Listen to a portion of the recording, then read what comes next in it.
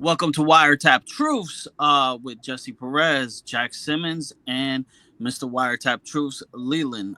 We brought you 5 episodes, and we're honored today for our first interview from a special part of The Wire, Julito McCullum, who played Namond Brice in season 4 and an episode of season 5. But I believe he's been acting since he was day one. I thought one of the more gifted performances that I saw. One of the harder roles to do. Had some emotional scenes there, and character that he really kicked into and made his own. And somebody that the fans love to hate, but loved him as an actor though. And I'm sure we could get more into that. And Julio, welcome to our show. Yeah. Hey guys, man. Thank y'all for having me, man. I was saying to you guys in the text thread, anybody that supports the keeping the show alive for me, whatever I can do to support, I'm there. So I'm happy to be here, gentlemen. So We following you appreciate on it. Twitter, man. I know. Oh, I'm sorry. So No, I'm just saying we appreciate it. Oh, no problem, brother. following you on Twitter, I know you're a diehard Knicks fans. What do you think, man? The Knicks got rid of the coach. What do you think? Oh man, I was overtime Thibodeau. I think he a great coach, but I think he got us to the where we needed to be. He plateaued after a while, 5 years or however many seasons it was. You start to hear the same voice over and over. You start to feel, you know, either biases or just it comes a point where it's time to let it go. And I think he got us to where we needed to be. And now, God willing, Mike Woodson going to take us to the promised land. So I think it was necessary. It was needed. I think he's a little bit outdated, and but we here now. I think we got the right team. And if the coach, can't, maybe it was the coach that stopped us from getting to certain places. So now we revamped that. And then, I think our window is open for a championship.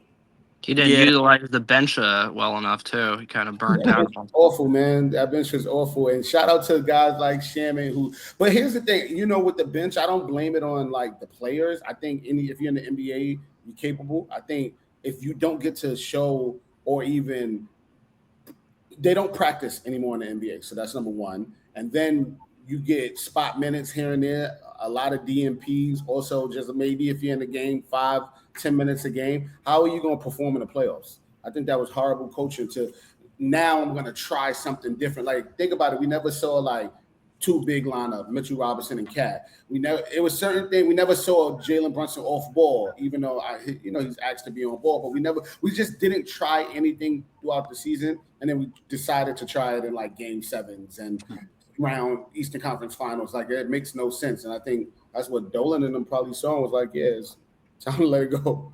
yeah. Did you go to any of the playoff games by any chance? No, I didn't. Honestly, I went to a lot of games in my life, especially like in the last few seasons. And I really just got used to just being in the house, having the food I want, the drink I want. Like I really got comfortable just watching in like a peaceful environment. And also, the ticket prices went skyrocket, and I was like, I'm good. Like I spent enough money with the Knicks to not have to pay $800 to sit in the 300 section. So like I Yeah. chilled this season, but I thought this was like our stepping stool season. I think next season is the championship year, and I'll be at the playoffs when we make it next season. Nice. So Namond Brice is your character on The Wire. We get Yeah. introduced to him in season 4. Yeah. More specifically, Namond, Randy, Dukie, and Michael.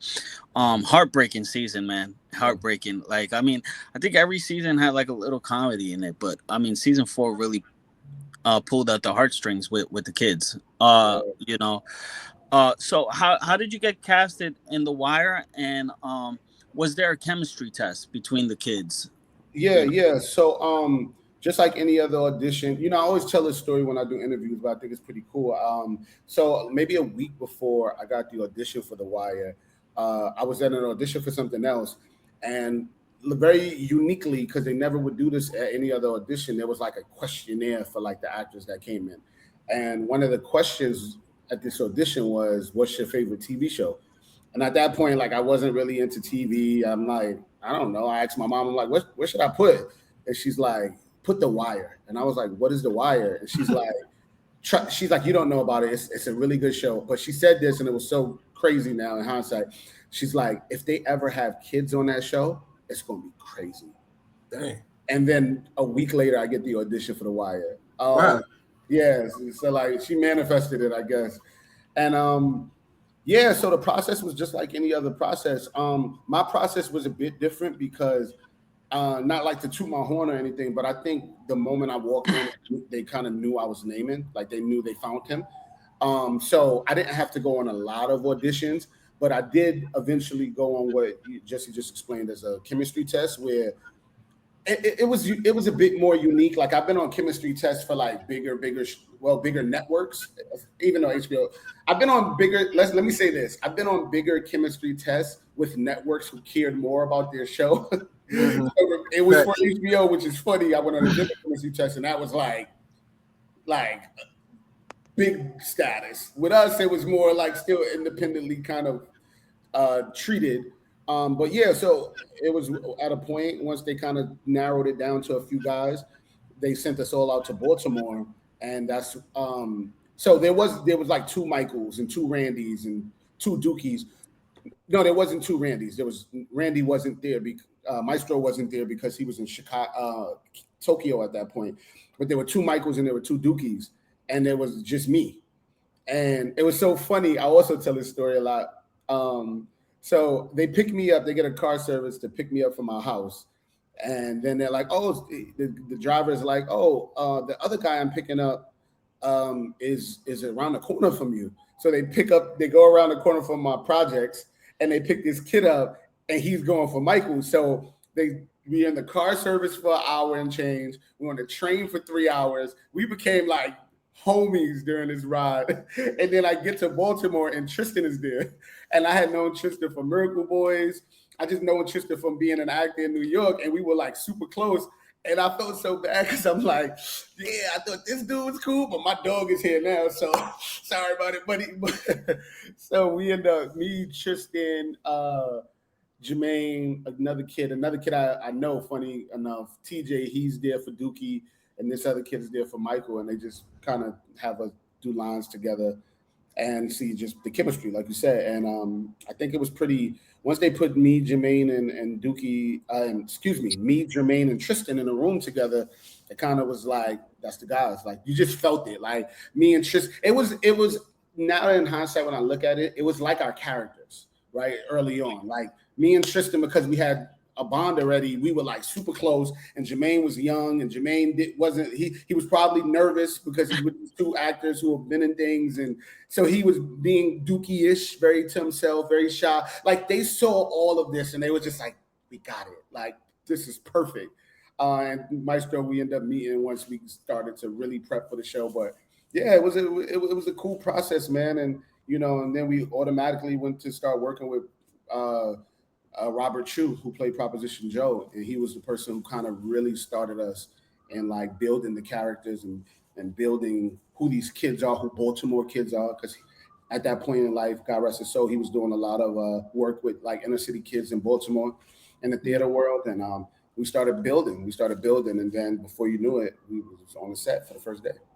Yeah, rest in peace, man. That was a big loss. Yeah, I was telling the guys, about, because I've heard like a story about the chemistry test, like, that there was this one show, I forgot what the show is, but I heard it on the Pod Meets World show, actually, the and he told the story of like this kid that got casted before the brothers did, and then brothers got casted, he didn't have chemistry with them, and they actually let him go from the chemistry test. I forgot what those are, man, like I said, I've been in some really, man, I did one for HBO once, and to this day I just wish the show would have got picked up, but it was about Mike Tyson's life, and it was called The Brick.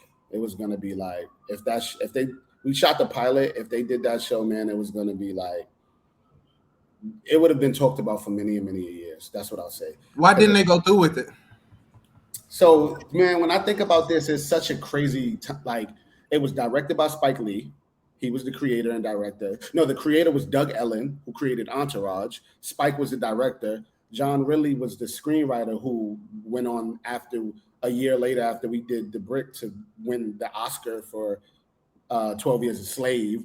Like Rosie Perez is in it, and who they eventually ended up casting was me for the young Mike was John Boyega, and then I was the second lead character.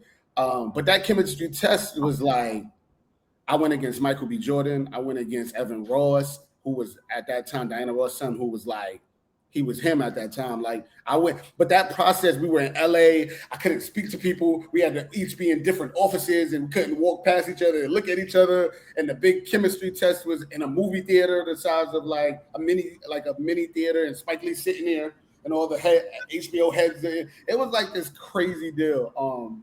They're like cutthroat. So I don't know why that show didn't get picked up. I think Interesting. I think the first episode was out of this world. Like The Brick was really going to be like a very special show, but that's the process. That's the business, man. You know, you think it's good.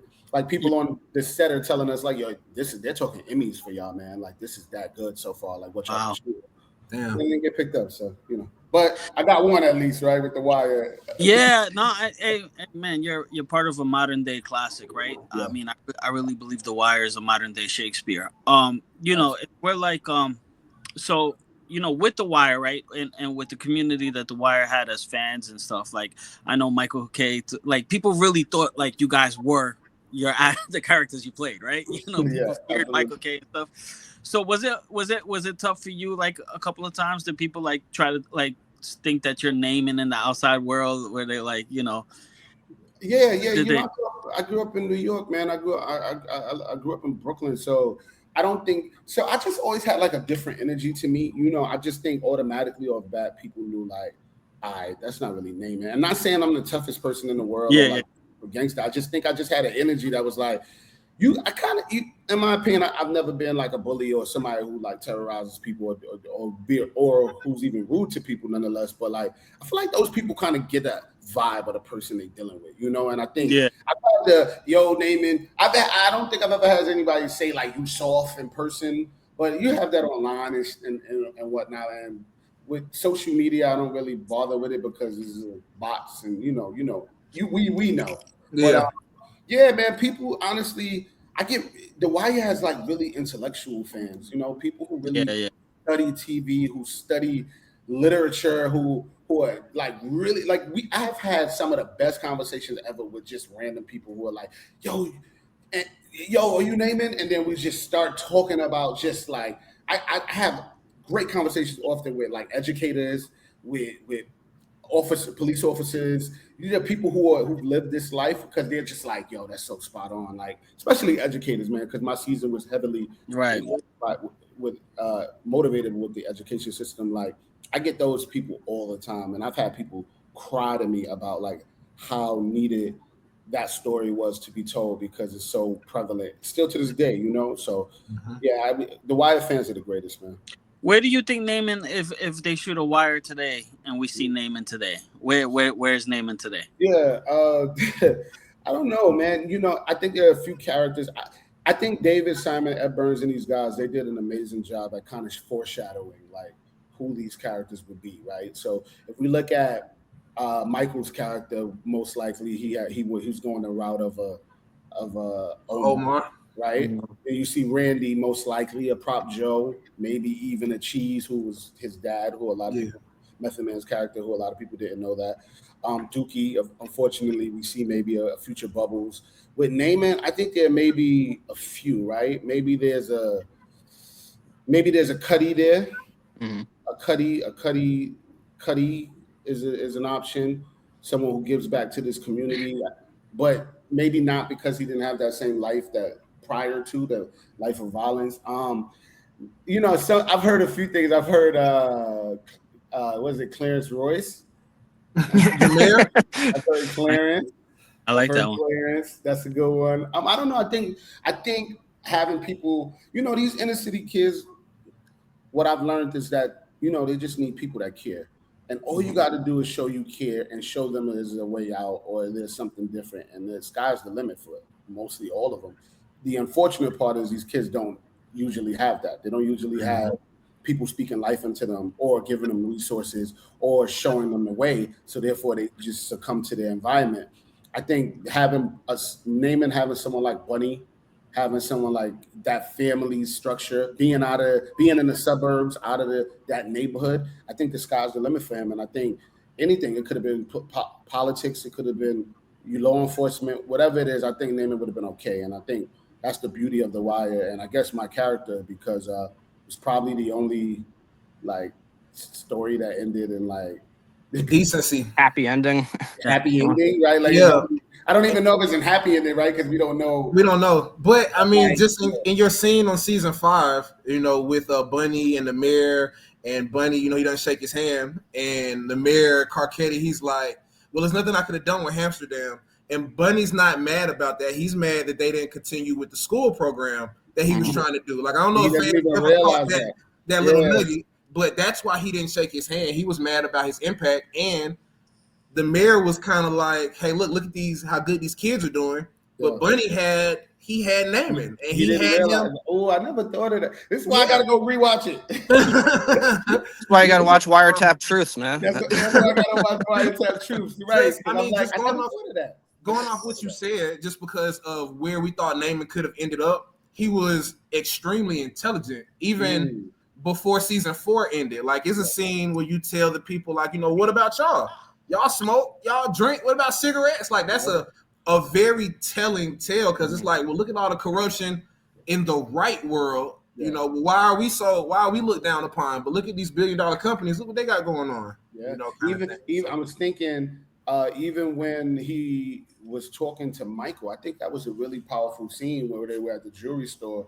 I think he was looking to pawn it, maybe, and pawn the ring, the infamous ring that he stole from the cop, and he said to him, "It's like, it's not that you do stuff; it's how you do it." Mm-hmm. I think that was powerful for a young kid like that to think of the world and life in that way. So Namond had many instances where he showed you his true self, who he really, really wanted to be. And I think it's unfortunate that and I think people have grown out of it, right? But I think there was a narrative at a point that, like, Namond is soft and Namond is this, but this is a time before we talked about mental health. This is a time where, like, feelings weren't a thing for especially men, right? So, or early on the narrative, I hated it because I don't know if people, like, I've had people say to me before on social media, like, Namond should have been the one that died, or Namond shouldn't have made it out. And I'm just like, do you know that you're talking about a 14-year-old kid? Yeah. People say the same thing about Wallace too. A lot. It's right. weird. Oh, yeah, Very he got weird. got because he was snitching, and these kids are like 14. And you're like, yeah, he should have got. And I know it's entertainment, and I know they don't say it from a malicious place, but it's still like, I don't know if we really sit and think that, like, those 4 boys were just children, and they didn't, right? Like, they didn't know the world. I don't know the world yet, and I'm 34. I have 3 children, and I'm still figuring it out as a father, And I just think, man, like, those kids didn't have thank God at least one of them got out. Yeah. You know what I mean? I always think Go ahead, Jack. I was gonna say, I always you're talking about, like, characters that they compare it to. I always thought he was similar in a way to Wallace in season 1. You can tell there is, like, they're not really part of the game, and there's something else that they want to be, but they're kind of, like, trapped in this lifestyle. But I always thought it's sort of like different ends of, Wallace didn't have that support system that you mentioned, whereas like Bunny was really the guy that saw something else in Namond. Yeah, I think now that I think about it right now in this moment, that's the beauty of the show, bro. Like, we can have a conversation and I'm just uncovering things, right? Like, I look at it like all 4 of the boys were bits and pieces of Wallace. If you really think about it, right? Like, Namond having the need to, he wants to be something different, but he can't because he's stuck in this, and Randy having the pieces of him being a hustler, and once Wallace figured it out eventually how to be a hustler, he got it. Or even the pieces of Michael where he's like a family man, to even though it being so young, he knows how to create the structure of family, and he's there for his little brother. Like, all 4 of those boys was pieces of Wallace, you know what I'm saying? And that story, man, it's so hard to watch The Wire now, like, as an adult, as a father, just because I'm so in tune with my emotions and in tune with the world and young people.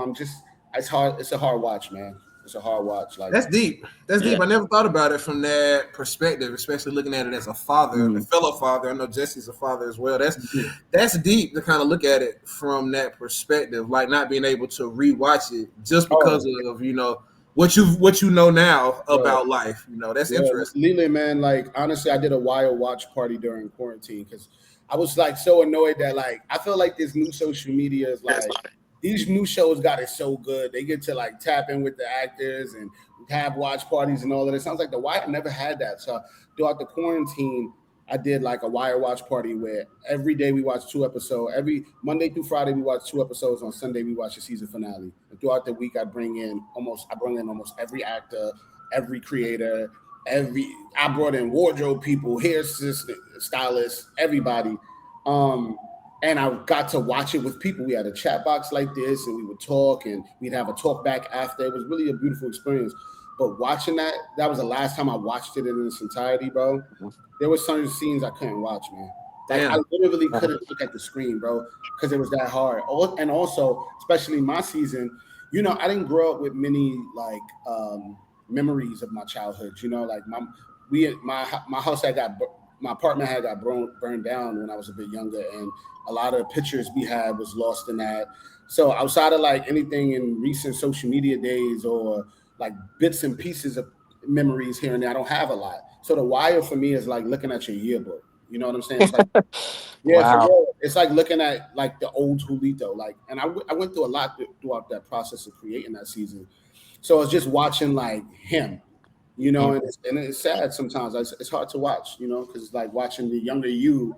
And is how often do you get to see the 16-year-old you talk? Like we don't have camcorders anymore. We don't have like outside of like social media. But if you're as old as I am, I wasn't recording videos at 16. So like it's a bit tough to stomach now that I've gotten older. Yeah, as someone who I don't have kids, but as someone who's like a former teacher, the season 4 always stuck out to me. Especially like one thing was how like the system is sort of rigged against them, and that's kind of like the common theme throughout it. And it shows like oftentimes there is not really a fair chance for any of these characters. They have to like make their own way. Yeah, almost all the characters. Every season, every scene is them saying, "Look how these people aren't just created into monsters and murderers and or politicians or law enforcement officers. You choose to survive, and that's what most people do. So, I was watching this scene the other day where they had all the like newer textbooks and laptop computers in the basement, and they're like, "Why is all this down here? And why are the kids not learning from this?" And they're just like, "Well, let's just stay on the book because the point is to have them pass this test." And it's just like, and then we blame the kids for not being smart enough. Like it's just crazy. It's like they're not really learning, They're learning to the test. We teach the test. That's what she said. Yeah, that was a big theme, and that's where Presbo was pretty mad at that. Do you so you talked about the quarantine party. I thought I saw on Twitter and stuff, if I'm not mistaken, you guys were talking about a WireCon. I think that would be super successful if that ever does come through. I do as well, man. I think it'll be really good. I'm a Sagittarius, man. I'm a fire sign. I come up with great ideas, and implementing them usually is like a little iffy. But yeah, I thought of that idea, man. I'm just watching all of these shows that don't have the cultural impact The Wire has, and they're doing not TED Talks. They're doing conventions, and they're doing just reunion pods, and they're doing so many things. And they're like, The Wire has been talked about every day on the timeline for 20 years. Mm-hmm. Like it's never left. There's not like a niche community for it. It's as talked about now as The Shy is or Power, like right now. And I'm just thinking, why don't we have that? And I envision one day, if it comes in my brain, usually I believe, I don't know what you guys' religion is, not that it matters, but God speaks to me, right? And if it comes in my brain, to me, that's God saying, putting a seed in there, and then and so if it's there, God willing, one day we'll see it. But I think it is super dope, super lucrative, And like to do it at the convention center in Baltimore, to have meet and greets and talkbacks and signings of DVDs and have authors of all these books, have the podcasters, have people who created all these amazing pods come and talk. Like I think it's pretty easy. I know it's hard to probably create a convention, but like it's like all the pieces are there, you know. So it's like, God willing, one day we'll and the streaming world right now is going crazy. I mean, it's billions of dollars in streaming right now. And I know, team, we haven't really talked about streaming from a lucrative standpoint like that, but like I think the money that you all could generate from a wire con, like a live stream of something like a live event, it'd probably be insane. Yeah, it'd be out of here. People could dress up as characters when they come, like they do the Comic Cons. Like it will be an amazing event. And all it takes is for the idea to be out there. And that's what I usually do when I think of an idea. I try to put it out there so the universe can start to do its thing. And then, so one day, God willing. Luther, you mentioned other shows. Just curious, what shows do you watch other shows like with any consistency, or like is that? I don't, bro. I'm gonna be honest. Like honestly, the only thing I've watched as of recent time is, what's the show that everybody was talking about on Hulu? It's only been one season. Damn it. The show where they're like shut down, the world is shut down.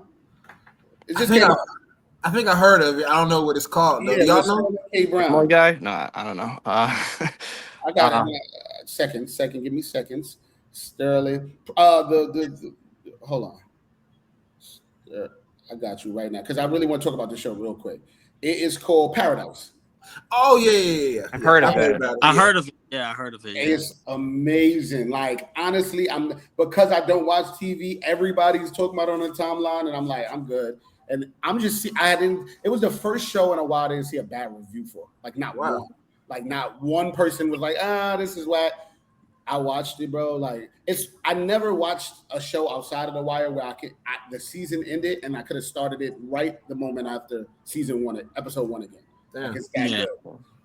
But outside of that, man, I'm, because I want to work, I'll mum's the word a bit. One day I want to work on any other show. I don't care. But these new shows are like soap operas, man. And I think I don't really want to watch soap operas. Yeah. I don't want. And that's why a lot of people don't watch them because they compare a lot of these new modern age shows to The Wire, and it's like it's only because it's black people. It's like dang, it's not the same, or it's people. I saw online they were like Snowfall, The Wire, or Power, and it's like it's not close kind of thing, right? And I'm a fan of all of them. So the only thing I will give you, what I will give. So I watched Power early on, cool. I think where they went eventually, I was like, okay, soap opera. Snowfall, cool. But I will give Damson Idris his credit to be the lead of a show for 6-7 seasons, almost every scene, and to give tour de France acting performance. Kudos to that brother. Like people don't know. It's hard. Like, like the time constraint, the physical constraint, it is no joke. So and he's not from California either. Like, he's not from this country. Like, bro, excellent performance and cool show. Just eventually, I kind of fell off from it. But those shows aren't The Wire, man. The Wire was, as you said, like Shakespeare, bro. The Wire is literature and movement. The Wire is the people who live this life telling this story from a high level perspective. I think that's a very different thing. Like, The Wire show is different because when people got killed, it wasn't the point. Yeah. We don't talk about Snoop getting murdered and being like, yeah, Dan, you seen Snoop got. We talk about it like, yeah, Michael really had to figure out the way to survive. Like, it's a deeper conversation. I think these shows, they're just like, let's just kill everybody. Right. Or let's just keep everybody. And I think that's the brilliance of The Wire is, while they're at the height of the show, they decided to kill a guy like Stringer Belloff, spoiler alert, but they killed Stringer Belloff when... Oh, we're a spoiler show, by the way. Okay. Everyone's already seen the show 3 times. Even when we do the recaps, there was a decision we kind of made early on. Yeah. Like, if a spoiler for a few, if we had an opinion about somebody and reference to something that happens in the future, Yeah. we're like, let's just throw it out there because Yeah. if you haven't seen The Wire by now, you've been living In under a 20 rock. years, it's like, Yeah. good So, girl. But like to kill Stringer Bell off, Idris didn't want to not have a job, right? Right. Like Stringer could have left in any of these new shows. Stringer would have been in the last season, right? Yep. Mhm. But no, because like people were like, when in season one when it came to Wallace, they're like, when they sat with the execs like, we love Wallace, and they're like, yeah, that's why we have to kill him. Yeah. You know what I'm saying? Like because Yeah. he's so loved, he's so lovable, he's Mhm. never gonna stand a chance in Baltimore in the drug world, Yeah. right? Like it doesn't. And they made those decisions. And kudos to also Game of Thrones for doing the same, even though Right. that was written Yeah. from a fantasy standpoint. They killed the main character off in the first season. Ned Right. Stark. Come Right. on, like how fire is that though? Like these shows would never do. Like when I saw that, like I'm watching this show and I'm thinking like Ned is gonna be in every scene, every Yeah. episode. And Yeah. then when he died, I'm like I thought while they were walking him up to the thing, I'm like, oh, Yeah. he's like out of this some way, right? Like this is not. And they killed him, and I was like, I'm locked in now. Like, I thought it was the same thing. right? Like, oh yeah. That's the beauty of like what they probably call the golden era of HBO. They were like taking shows that wasn't afraid to like go against what's good or right. They went with the story, and I think that's why The Wire is so loved because the story moved. Yeah. The story, the people did it. Well, I Well, think that's the truth. also with The Wire, it was if not the first, one of the first of that gray area of life. Like it wasn't good and bad. It was, a drug dealer could have a heart of gold. A cop could drink and drive. Which is a big no on TV because you can kill somebody behind the wheel. But McNulty's slamming into the to the door. So like it showed people as people, right? And I think people like enjoyed that aspect of it. Well, also, most of the characters didn't. Most of the characters, like talk about the action and the killing.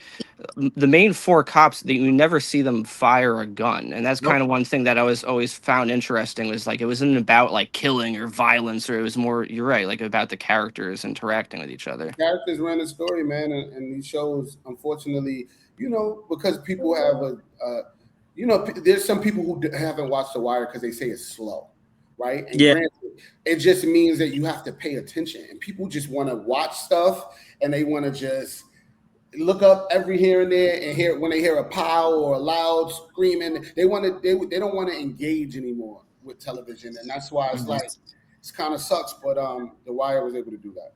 I think we said it on our podcast too. Like, if you're not hooked by episode 5, then maybe it's not for you. But like, because I put up to like it takes 5 episodes to really like, oh shit, okay, I gotta watch what's next, and then binge Because it. it's a lot of characters, that's Yeah. probably the biggest ensemble TV has ever had of like lead characters. It's like 30 of them. Yeah. Did you catch the Breakfast Club interview with Yeah. I was invited. I just, honestly, I like to have conversations about The Wire in this format more so than like in that big format because it's just I don't want to be that guy that's like talking about the same show for 20 years. You know what I'm saying? Like, and not saying anything against my brothers, but I just want to be able to just find a different light. If I'm always looked at as that, I don't make enough money in my life to solely be the guy from The Wire. So, like, that's just my personal experience, my personal opinion, like for me. So, like, I love it. I watch bits and pieces of it, but because there's also like 4 people trying to talk at the same time. It's a bit harder to listen. But I love that we keeping the legacy alive, and that's the important part. Well, do you think like does it being on that show afterwards, like that was such a nuanced role, and did that after you left it, did that change how you tried to approach finding different roles afterwards? Like, did you sort of look for that in the other projects they were doing? Yeah, not necessarily. I think the issue maybe is that me and my team, my managers at the time, we didn't come up with like a true game plan after that. I think I'm open to doing anything, and I've done great work before and after The Wire. So I'm grateful. You know, I'm super grateful. At the same time, though, I feel like we should have had a bit more of like a solid game plan. But honestly, you know, people weren't calling as quickly as I thought. You know, and The Wire's. It's so funny. Almost there's not a TV show on TV right now, or in the last 15 to 10 years, that doesn't have a person from The Wire on the show. Mm-hmm. You can go and look at every single show on every single network for the most part. If there's a drama or even a comedy at times, they're gonna have somebody from The Wire in it. Mm-hmm. And The Office had like 5. I'm gonna use the example as The Office because it's my favorite show. Like The Office, that happens because the creators of these shows are diehard Wire fans, right? So they're like, I gotta fit. So if you look at like Holly, who's Beatty in The Wire, whose girlfriend, but then of course Idris Elba, like, and they even reference The Wire, like, you know, Michael Scott. So like Frank Zabaka was in it. he was Frank Sinatra. Shout out my God. But like all these shows are like the creators of these shows and these networks. They love the show, and I think that comes with like a gift and a curse a bit, right? Like, yeah, like some people can't see me outside of Namond. You know, I think it's a bit harder. Like I've been up for Power a bunch of times, got really, really close for them to hear conversations around like, yeah, it's gonna be hard for people to see him as not Namond, you know, and so you know, I think partially on our doing, my team's doing, is we should have did a better job. We could do a better job, and I am doing a better job moving forward. And at the same time, that's the gift and curse of being on such a powerful, dynamic show. Is, you know, you're gonna be these characters, but at the same time, I'm like, there's people who give their arm to be in my position. So like, you know, I'm really grateful. And I think a lot of actors. Not to cut you off. Go ahead, Jesse. No, I was gonna say I think a lot of actors from back in the day went through that, right? Like Jaleel White said that he had trouble getting casted as not Urkel, you know, and you know, everybody, like, you know, once you got a character that everybody knows, that's a household name, you know, I think the studios go through that kind of, from what I've heard from interviews. No, absolutely. The thing with Jaleel White is he became a millionaire off that show, so he can afford to be typecast. It's still in syndication. Like it's still in syndication, right? Yeah. That's the issue with The Wire. HBO doesn't syndicate their shows often, so it was only they're not the actors aren't paid. And you know what, Julito, that was my first question I had to you. So you were able to do something that The Wire didn't really get to do, which is be awarded for your art. You know, your screenplay was, you know, it's got millions of views. I saw it was won like a screen award or something like that. The Wire never really won any awards. So it's like a 2-part question. Was that different for you, doing something that was different from The Wire, but you also kind of got recognized for it? You know, like how was that, you know, in terms of having something like that where you kind of were finally recognized a little bit more for your work? Like, yeah.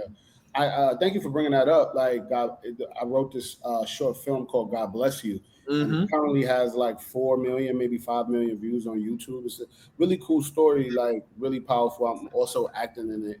And yeah, we won a bunch of film festivals, a bunch of awards for it, and it felt really good because, man, when you look at it, it's like I will say it's not just The Wire, right? Like they did it to Snowfall. They're doing it to Power, one of the biggest TV shows of all time, just viewership wise. Like they're doing it to all of the predominantly African American shows, and it sucks, man. Like for me, cool. If you don't want to give best drama, if you don't want to give best, how does the screenplay not get? The screenplay was nominated one time. One episode was nominated, and then run the 6-year run, 5-season, 6-year run of The Wire. That is blasphemous to me. Like, just the conversation in season 1 with the chessboard, like that scene not getting nominated for something is crazy to me.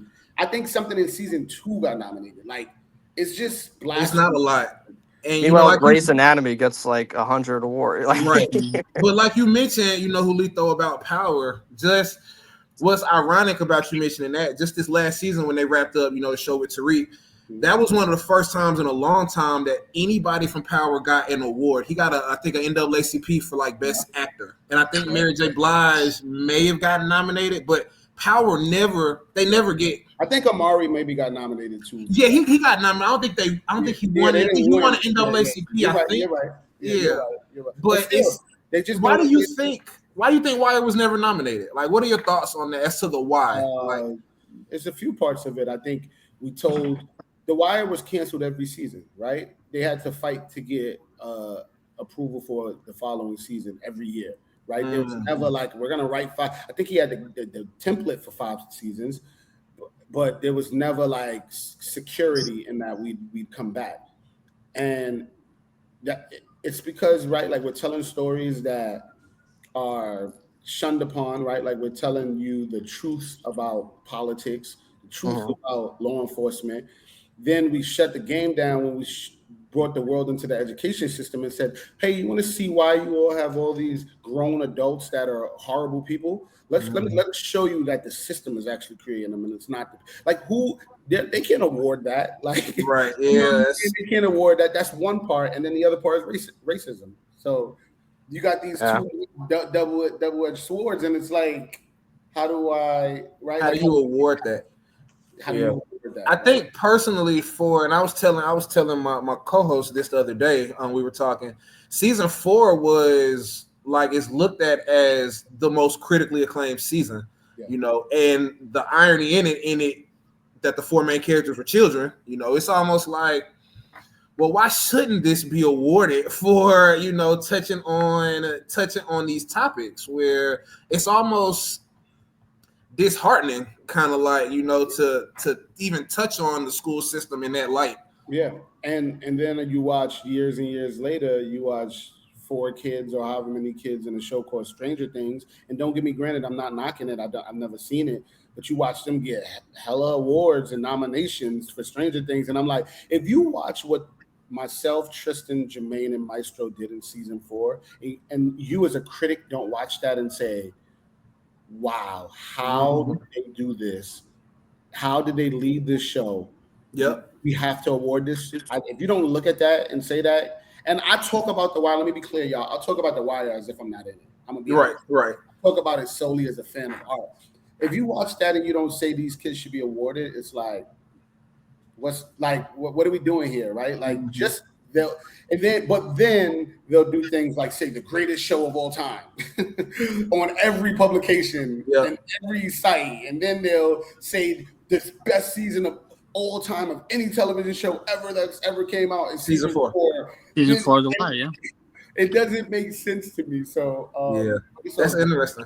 Because I was telling my guys that, you know, y'all didn't win any Emmys, but being awarded on Time Magazine as the best drama ever, it's not a trophy, but it's not nothing either. Like, it's something. Excuse the double negative, but no, absolutely. There's shows that were hella awarded. I mean, let's just be clear. Like, nothing against HBO. I'm grateful, but we look at shows like Succession, right? I heard it was a good show. I'm not sure, but they won every award every year. I don't know if we're still going to be talking about Succession 20 years from now. Probably not. Right? Like, I'm not clear. Like, I know it was a great show because too many people said it. But are we going to have these is this going to be like the 100th fucking podcast about, is there going to be like thousands of podcasts about? There's people who do podcasts about The Wire and they have like 3 viewers and they really don't care. They just want to get together with their friends and like talk about the show. They like don't for the care. love of the game. Yeah, right? For the love of the game. For the love of the game. Like, I don't know if Succession will have that 20 years from now. Does it have it now? Probably. But 20 years later, and you're just like, yo, we're cool. We like talking about The Wire. Let's start a pod. That says a lot. So I don't know. We'll see. Well, I was talking to like one of my Gen Z coworkers, and she was telling me that, like, I was kind of humble bragging about this, but she was telling me that, like, the Wire is like trending again on TikTok, and everyone's into it. So even nowadays, with like the low attention spans and like the shittier quality television shows, it's still just people. Even the new generation still gets into it. I think it'll just continue to get better as it goes along. Yeah. My kids send me TikToks all day. Like, Dad, look at you. And then on the comments and whatnot, like, that's my dad. Like, it's cool, man. It's cool. You know, the real will live forever. You know, and I'm not knocking anyone else, but I just think when it's from the heart, when it's real, when it's rooted in like integrity, it'll live forever. And you know, I'm grateful that I was a part of it. And 45 minutes in, we just want to say thank you again, Julito, for coming in. Please like, share, subscribe, comment. We appreciate you all tapping in with us. Thank you so much. Jesse, you had questions, more questions? I know you had a few others. Yeah, well, and as far as the conversation's going, is kind of drifting me elsewhere too. But you know, I just want to say, like, your you know, the scene when you break down crying in the gym, like, you know, if your heartbreak doesn't break for naming back then, because like you said, like, you know, if you get comments of like, oh, yo, you're soft and stuff, those are people without 14-year-old kids, right? That really know what a child is, or being 14, you know, and you know, you could tell like Naaman is just crying for help, you know. Mike ain't Mike no more. You know, like, and he has to live up to this image of his father. Oh, it kind of reminds me of Larry Gillard, you know, in the first season when he's like, "Do you know who my grandfather was?" Right? You guys both have all this like stuff to live up to, right? But you're putting it on a child, right? So number one, like, just terrific acting, like, and that goes for all of you guys too. Like you said, you know, Randy, freak out, Hospital scene. the hospital scene. Man, if you're not bawling on that on that scene, come on, bro. We're not about to cry on this podcast, Jesse. We're not about to do that, bro. We're not about to start crying here, bro. Okay. Yeah. Or how Tristan, like, you know, shows us that he was abused without even saying he was abused. Right? I think one of the most powerful scenes is Tristan and Dukie saying bye to each other on season 5. Yeah.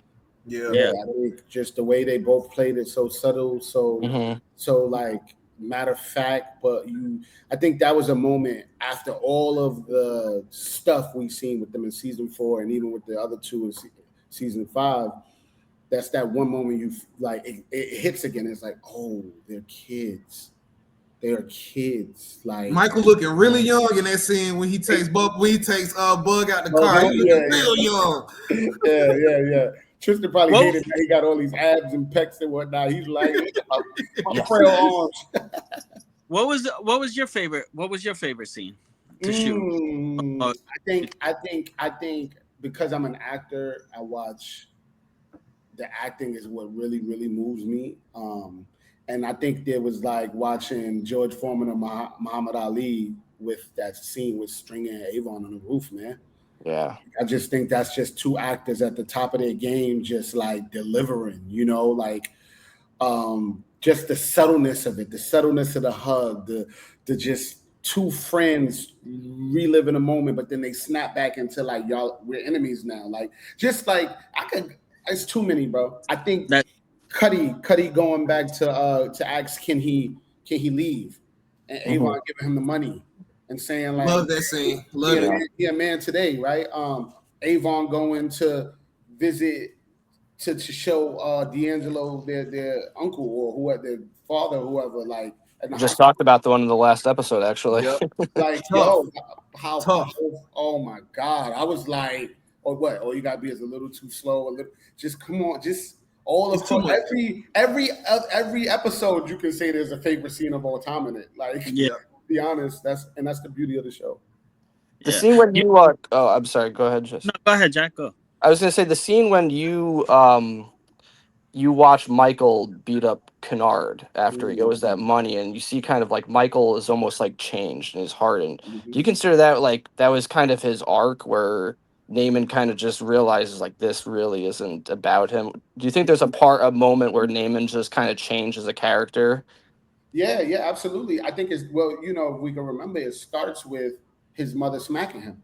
right? It starts that day, that evening starts with that, right? Like the betrayal that you put your hands on me, right? That like you're gone, like you're too far gone, right? Which is something I'm just discovering right now in this moment, which is crazy, right? Like he's looking at his mother like you've like, He oh, couldn't believe it. You don't even care I'm your son anymore, right? Then he walks out and he goes to Michael, and then Michael does that to Kennard, who's a kid, and abuses him like this for what, right? Like it's just he had moments throughout that. I love that episode. I believe it was 11, where it's just like I can't do this anymore, and it's heartbreaking, man. It's heartbreaking because he released the mask, right? He released the exterior of like I'm this, and he finally said, "No, I'm done." And I think that's such beautiful writing, such a beautiful way to show a kid choosing something else. Yeah. And from that scene on, Namond's different. He's no longer like that rambunctious, loudmouth kid.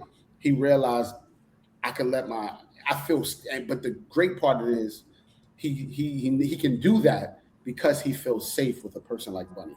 Yep. And you know what? I always thought too. I'm glad we have you on here, Julito, because I always wondered where the hell did Namond go when he left his mom's house that night? Where did he go all night? Where was he at? And we're not on season 4 yet, but this is something we would have asked on our breakdown when we get to season 4. Yeah. Where the hell did Namond go all night when he left the house? Like, went to a hotel? Where did he go? I got to rewatch that episode to remember. What I was going to say, though, is crazy how, like, that scene is for so many viewers, that one scene where Michael is hitting Kennard is such a pivotal moment in the show, right? And the trajectory of the show.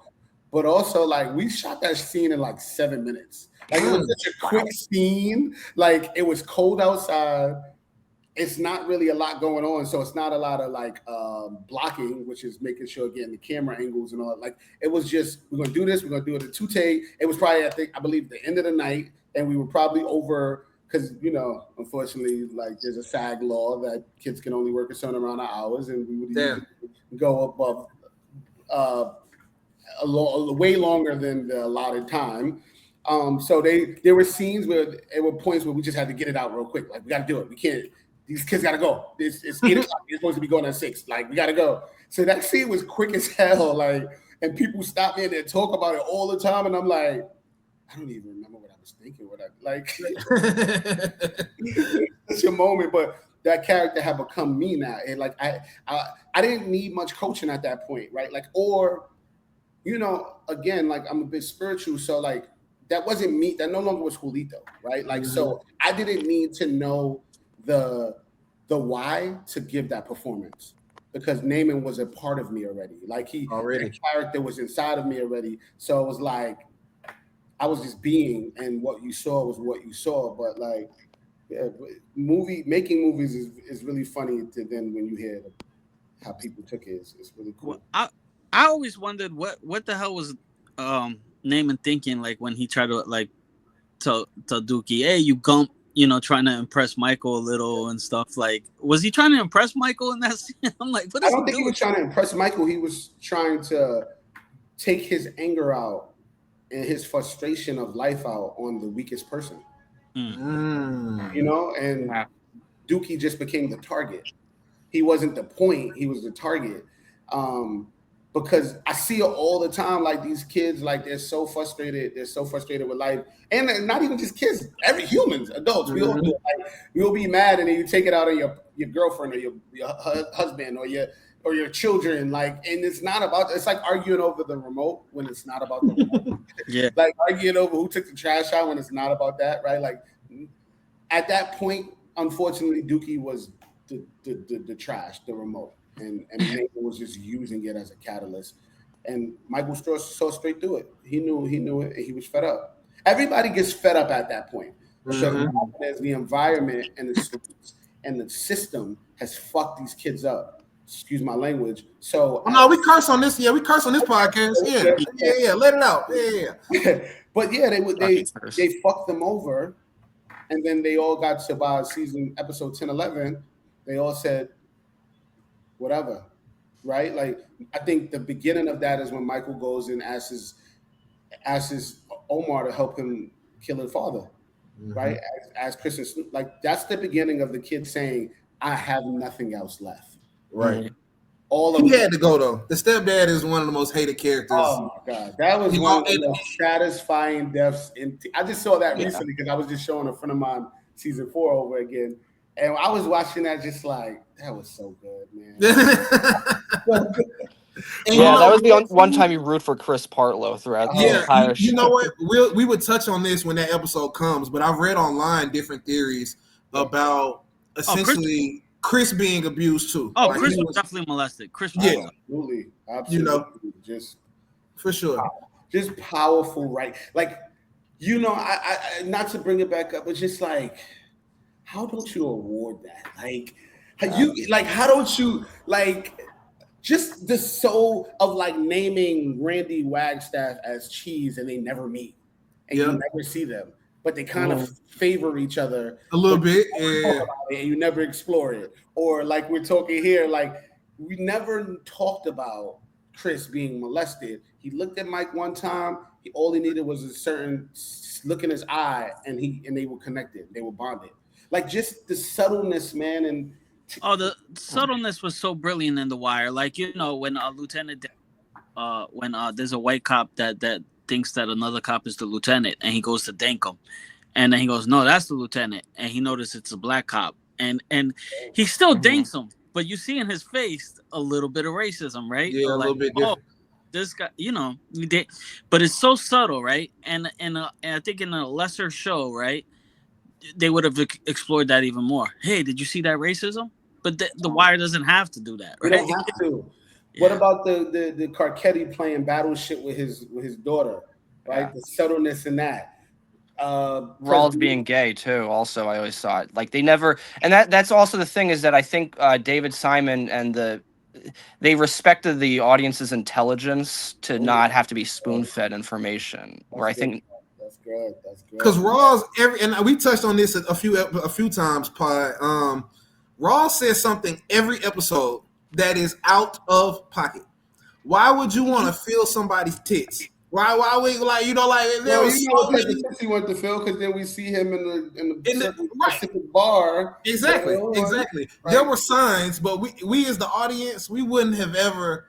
It's just like, that's Rawls. But then when we know his secrets, and you sit and think like, you said some pretty questionable things. Okay, got it. The Presbeluski talking to watching football, really quick scene, and he's like, who wins? Who's winning? And he's like, nobody wins. Both sides just losing slower. Yeah. It's like, what? That was like, if you're not watching the show and being like really in, that's the whole premise of the show. Yeah. That one line, that quick 5-second scene is the entire theme of the entire show. Well, and I love the when two different characters say the same line. You have one with Clay Davis. Do you remember what it is? Yeah, I'll take anybody's money if you're giving it away. Yeah. Good catch. You know what, Luke? I got a question too, because I had some theory back and forth about some people. You asked Snoop, you say, "Hey Snoop, your sister's in my class." And she said, fuck you, you hired something? So, question. This is a question. Okay. Is the girl that is in y'all's class with the braids, is that supposed to be Snoop's sister? Let me tell you, right? I think that was just the brilliance of David and Ed and these guys. Like, I don't think that was so I don't think that was the point. I just think they just happened to be an extra that was on the show that looked like Snoop that day, that looked like Snoop. And they, because also a lot, I talk about it all the time. Like, from the moment I got the show until we walked, the very first scene I ever shot was a scene you meet my character in with Bodie, and me and Bodie and I in the corner. And from the moment I got it until we shot that scene, David Simon asked me to cut my hair, and I would not cut it. Every day I'd be like, hell no, I'm not cutting my hair. And then he told Bodie to say, hey, and do something about that ponytail. They can spot you from a block away. And then it's the running theme throughout the show about my hair. And that the ponytail literally only came about because I was up until that till the wire, everything I had ever been in, I had braids. But my mother wasn't a good braider, and then we knew we were shooting the show for a year. So my mother's like, I cannot braid your hair every day for a year. Like, how are we going to do this? But I could put it in a pony because I never would. The ponytail wasn't my style. I only did it because my mother couldn't braid. So they put it in the show. But then there's a funny thing. I don't know if I've ever told people this. There's that one scene in maybe like episode 8 where I'm standing in front of the mirror with the scissors about to cut my hair. Trying to cut it. And in the script, I wish I had it. Oh, this would have been gold. But in the script, the way that scene is written out on the script is David Simon says, Namond is in front of the mirror, scissors in hand. He's about to cut the hair that everybody's been telling him to, blah, blah, blah. In parentheses, it says, while Julito was reading this, thinking David Simon is an absolute dick. He has to put the scissors down and doesn't cut it. Because I was really reading that like, who cut what?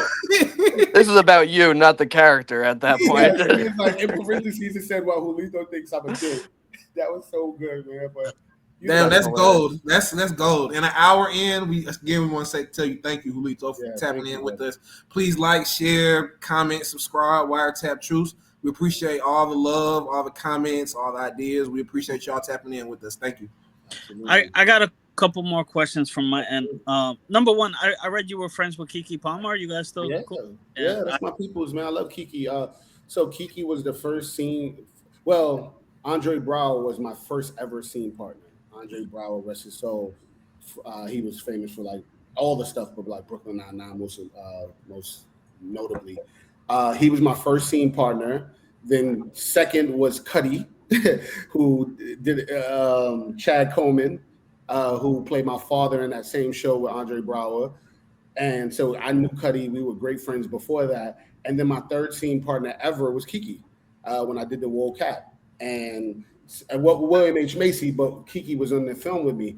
But so we went on to do the Wool Cap. Then we did A Killer and the Bee. Her and my mom and my mom became really good friends, and Keke and I became good friends. Then we did the Ludacris and Mary J. Blige Runaway Love video. Then we did Brotherly Love. So we did we worked together so much.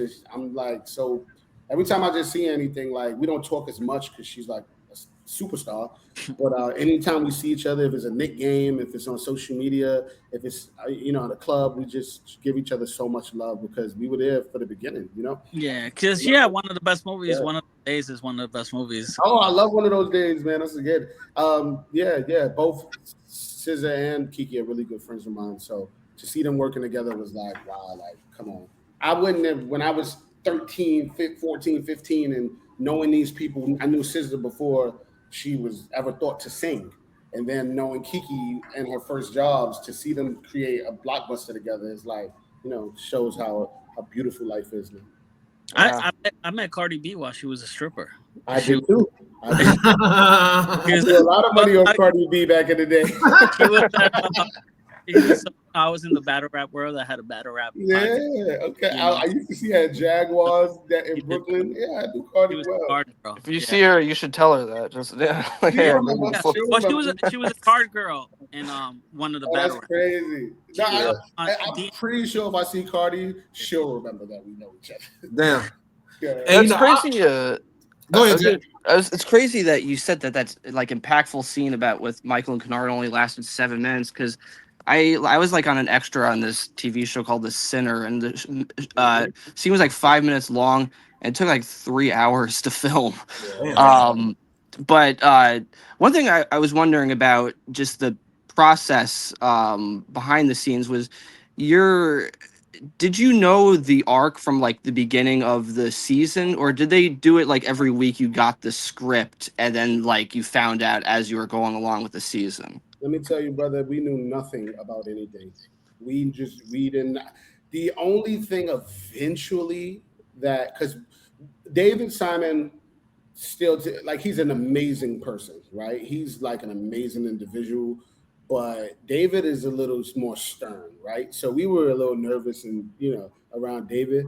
But with Ed Burns, that was like our pawpaw. Like we just bothered him all day, talked to him all day. So eventually, after we nagged him for days and weeks and months on, he was like, okay, nobody's gonna die. None of you are gonna die, okay? Like, you're not gonna die. But we had no idea. Every week, every 10 days, it took 10 days to shoot this episode. Every 10 days, we get another script in our dresser, probably like 7 days in for the next episode. And I'd go to the front, wait till I see my name. Then I go to the back of the episode.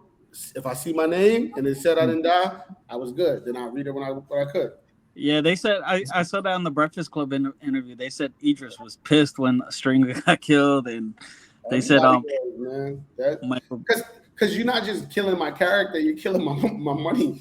Right. Yeah. Everybody sorry about that technical difficulties. Why didn't get paid half of what we should have? But to get a check every 10 days, every 7 days, every 2 weeks, like, come on, man. But it's almost like getting fired. I mean, it is kind of getting fired in a nice way, right?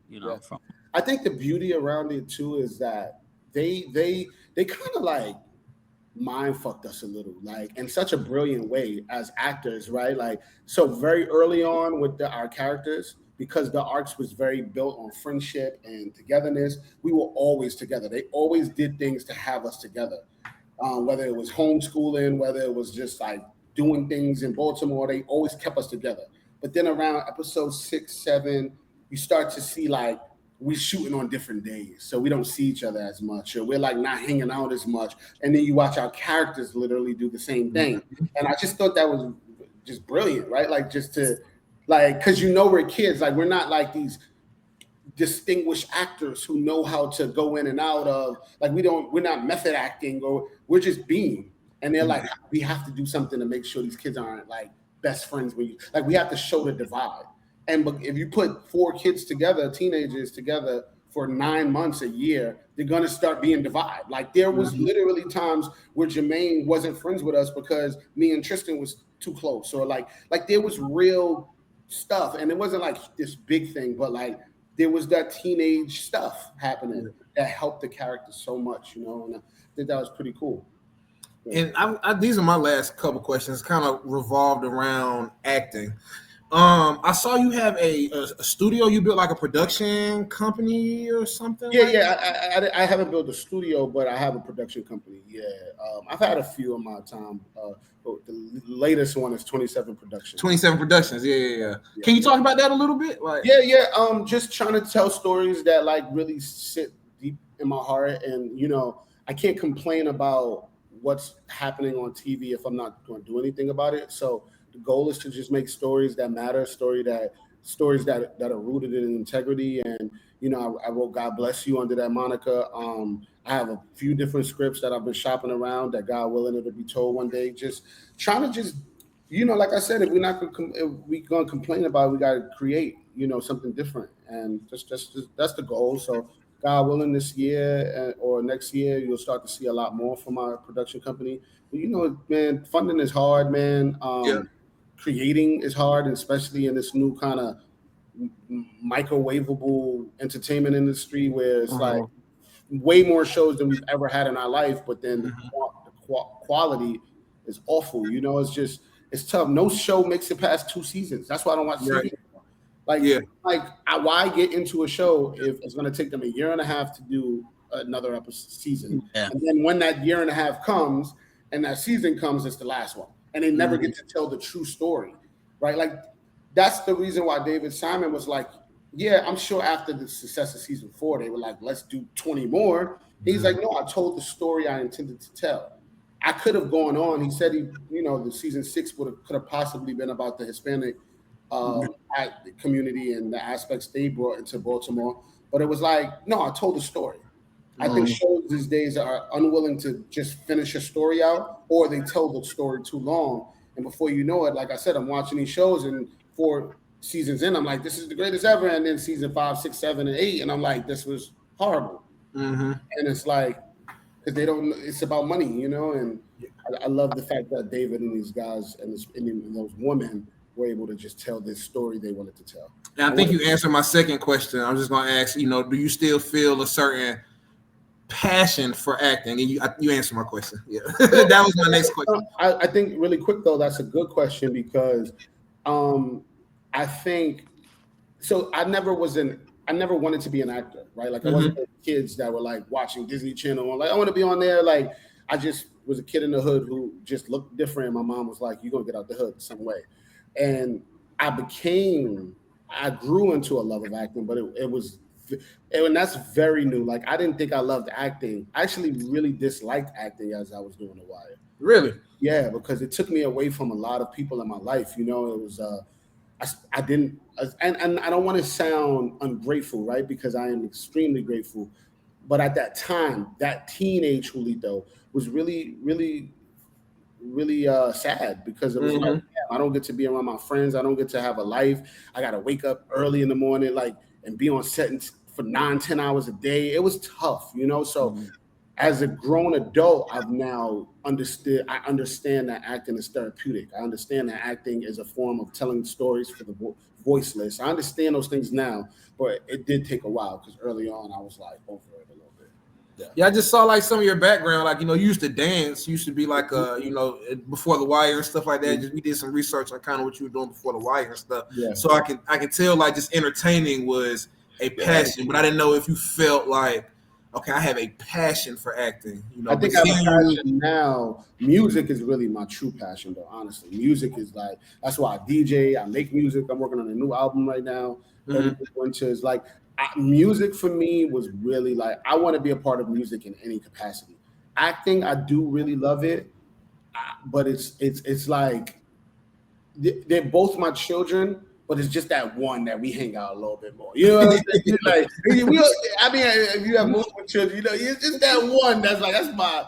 The other one is like, I love you, but this one is like, I'm gonna call you first to come with me to the store. You know what I'm saying? Jesse, don't mention their names. The favorite. Let them fight it out. They'll figure it out. Let them figure it out. Now, like you mentioned before about like how you know the television has changed because of streaming. It's true. Like every show, like Netflix will cancel a show if it doesn't have 1 billion views. Like The Wire, even if it has 1 billion views, right? Exactly. If it doesn't have like that trendingness to like The Wire, honestly, might have if it came out today, it might have been canceled after the first season. It would have been canceled after the first season. Absolutely. What show you know tells you I'm going to make a show with 30 ensemble characters. I'm going to then go into a completely different world and create 20 new characters, but stay with us. We got to tell this story because this story is going to help the rest of the show. And then in season 3, I'm going to bring in a few more characters, revisit. Then season 4, want to wipe every character out, including the main character. Yeah, if David Simon went to the guys at HBO and was like, yeah, on season 2, we're going to focus on the dock workers. Like that, the people in the studio like, what are you talking about? Well, the actors are like, well, what? Who is Sabata? Where is he? And then we're never going to see him again and probably never even talk about him again. And then season 4, we're going to get rid of everybody again, including the main character of the show. Yeah. Right. How ballsy is that, right? And then we're going to have kids being to lead the show. That's why season 4 matters so much, I think, because people were my mom is who put me on The Wire. Phenomenal. Like she went to, and I don't think I told this story on any of our episodes yet, but y'all, she went to like where you try to buy shotguns at because of Omar. She was like, yeah, can I get a shotgun here in OJ? He was like, ma'am, those are illegal here in Georgia. You can't get one of those, okay? But she put me on The Wire, and she was a big Stringer fan. So people that loved The Wire, loved Stringer, to see him die, and then for season 4 to start, and it's a lot of people still to this day don't like Marlo. So they're like, damn, no Stringer, no Avon, we got Marlo. And then we have these kids. Yeah, you know. McNulty's not even the lead detective. How ballsy is it, bro, to make that decision and trust that your viewers will stay? Like that is no show has done that outside of Game of Thrones, and that was they Game of Thrones did it once. Like The Wire did it like season 2, 4, and 5. Like, and you know the closest to that, and it's an HBO show. I don't know, and team, we haven't talked about this on the pod or outside the pod, but True Detective. I don't know if any of y'all. But that's a mini series, right? It's only you're right. It's only 6 episodes every season. It's promoted as there. This is a mini series, and we're going to change the show the characters every season. No, we're going to keep you in this world, but show you how big the world is. We're going to show you that these characters may run into these characters, but they don't even know each other. Like it's ballsy, man. It's ballsy, and I think that's what we're missing with television again, man. Just like the ballsiness of like, you don't get to determine where we go. The story does. I think that's profound, man. Yeah, it's definitely like the artist mindset versus the producer mindset, which I think is like too much with television film today. Absolutely. Julito, my final question for you, and I'll let the guys wrap it up. We have you talked about you were bringing everybody on from The Wire during the quarantine. We have Michael, who played Brendan, Omar's first boyfriend. Yeah, we have him on Sunday. So, nice. Any message from Julito? Name it. Hey man, you know that if you Wire family, we like a frat over here, man. You know what I'm saying? Like if you Wire family, you Wire family. Brandon, I believe he came on my show as well. The quarantine joint I did. Yo, anybody that's Wire family. We don't got to know. Like I just recently met Deidre Lovejoy for the first time. Wow. I never met her in the run of the show or the premieres. And when she saw me, you would have thought we knew each other for years, right? Like that's just Glenn Thurman. He wasn't on my season, you know. And his daughter the other day, we were in Sundance together and talked to me as if we're family, right? Like it's family. So Brandon, shout out to you, my brother, and you know, fam is fam. You know, we're like sometimes a dysfunctional family, unfortunately, but family is family. So you know, those people they hold a special place in my heart. Yeah, it's interesting. I just wanted to mention you mentioned every actor is on a show like Game of Thrones had Aidan Gillen on that. Yeah, Cutty. Law and Order. I mentioned this on the episodes. Yeah. Law and Order had Nick Zapaka. No, Law and Order had every single one of us. Oh shoot. Almost every single person on The Wire was on Law and Order. Dang, that's I did it 4 times. SVU or SVU or I did all of them. I did SVU, Criminal Intent, the regular one with Anthony Anderson, and I did all of them. Damn. Yeah.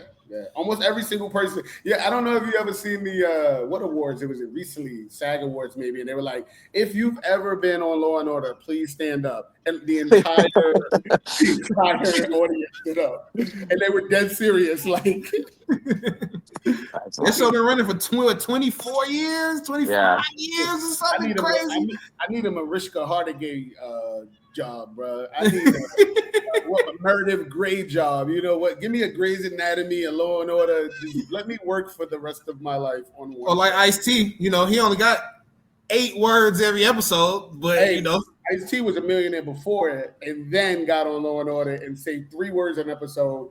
I don't even know if he helps them solve cases. He just shows up with his song. He has the best one-liners too. They're just nonsense. It's great. It's great, and he just gets to be Ice-T forever. Like, give me that. I'll take that.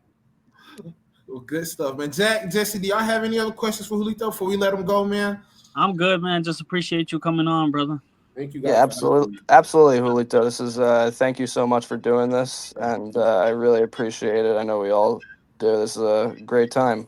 Absolutely. When we get Julito, man, we appreciate you, boss. I'll come back, man. I'll come back when we get this. Let me know whenever y'all start that.